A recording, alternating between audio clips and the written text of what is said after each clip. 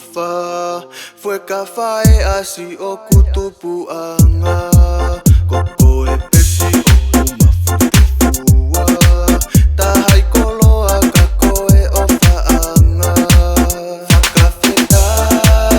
ikiela ngilau foaki mo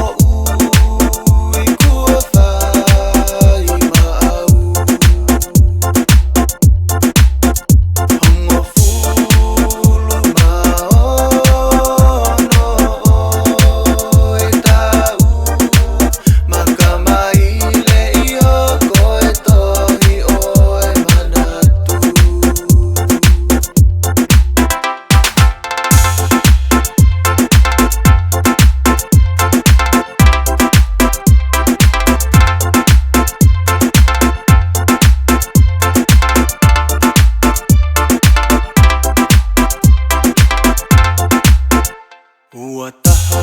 o sanuali aleluanga si ema mo ui si ema ofa ena mutala monu oha o se iki he panganganu ofa eme he fo ipiliote kiwi ei kai ngalo ko se kupele si tangi ena mea mi fa ipoka